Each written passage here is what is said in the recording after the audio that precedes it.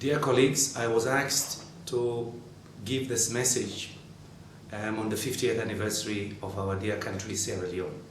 I'm sorry I couldn't be with you because it's very likely that I'll be in Freetown upon the invitation of the President. 50 years. You know, I just turned 50 2 years ago, so this year I'll be 52. And as I was turning 50, I really sat down for several months, whether I'm jogging or just relaxing, and just looking back. There were many things I could say thanks for. And there are a few things that I wanted to change, but guess what? At 50, I became even more ambitious. It is within this context that I think that we should look at Sierra Leone at 50. We've had a difficult past in the last few years because of the Civil War. But remember, before the Civil War, we had a great country. Many of us, particularly my generation, had the best education. And therefore, by the time we went overseas, we could excel, and people were shocked that these Sierra Leoneans could be so good. And there are many of us. So in looking at our history, looking back at the past 50 years, let us remember the time that we were amongst the best in Africa.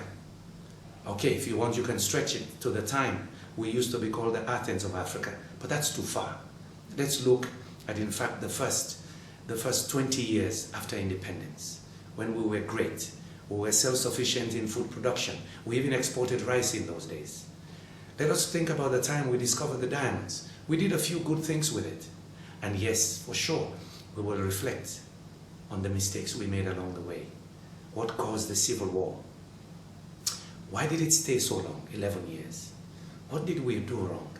How come our young generation deteriorated so fast to become the worst rebel group in Africa, cutting the hands and limbs of children, raping women, using the diamonds to fuel the war? But you know, I'd rather talk about the future. I'm an ambitious man, and all of us should be ambitious. Let me give you some things probably some of you don't know. In my privileged position, I do travel a lot, I do meet a lot of people. Let me tell you what we have. And then you will realize that in fact, the good Lord has given us a second chance, which should propel us to be one of the most prosperous and modern nations in Africa. In the first instance, you've had all the declarations of the minerals that are under our soil.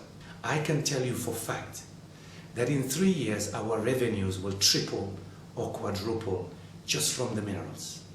Iron ore, bauxite, titanium, not to mention the existing gold and the diamonds. Triple revenues. By the 4th year, in other words, 4 or 5 years from now, when the oil kicks in, the revenues will double again. Think about it.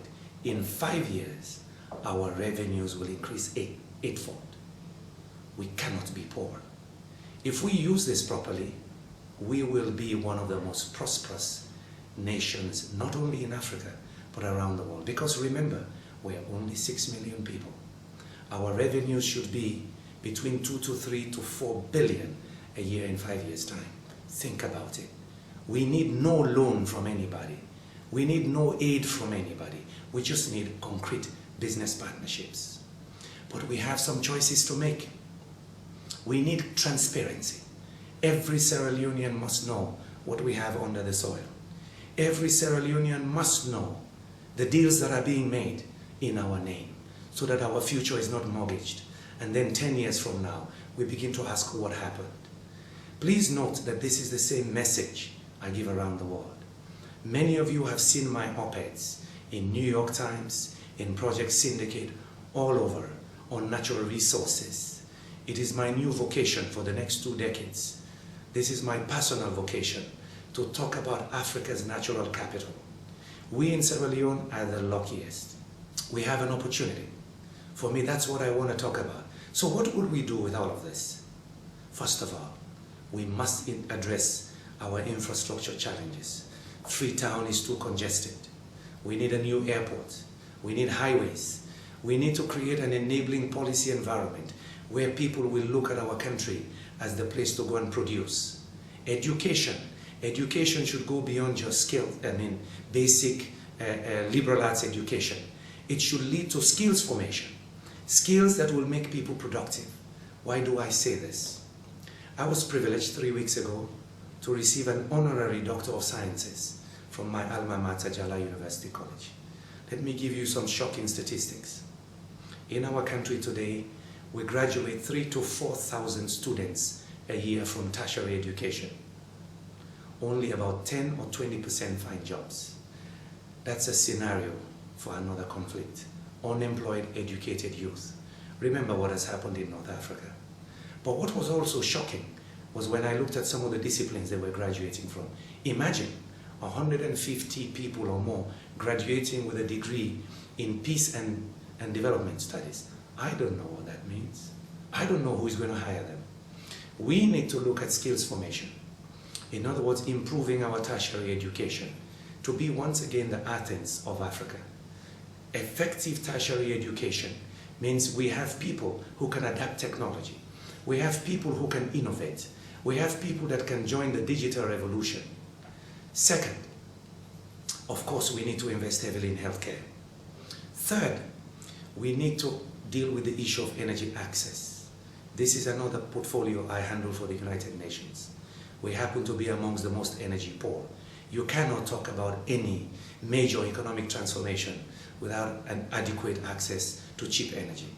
If we have oil, let us not become a Niger Delta, where they have one of the most profitable locations around the world for energy, but they have some of the worst indicators of lack of energy for even the local people. Sierra Leone, we have a choice. We can be the Niger Delta, or we can be Malaysia, or we can be Dubai, or we can be Norway. Our natural capital belongs to all of us and even the unborn children. There are a lot of economic models. Botswana, Malaysia, Dubai, Norway. All of them use their natural capital to diversify, to have good institutions, good infrastructure, and for the prosperity even for their unborn children. As we look at the next 50 years, you must speak out. You must. You must provide information. There is no use 5 or 10 years from now we start criticizing and blaming. As you know, I have been a dissident for many, many years. I've organized my own share of demonstrations. I've written my own articles. They have limits. The way we change that country is to be part of the change ourselves. I wish you well as you celebrate, but you know something? I just see a new Sierra Leone where your children, my children and our grandchildren will have the best jobs, the best education, better than what some of us had 30 years ago. Good luck, we celebrate, but you know something? We gear up and to change that country for a better future. Thank you very much. All the best.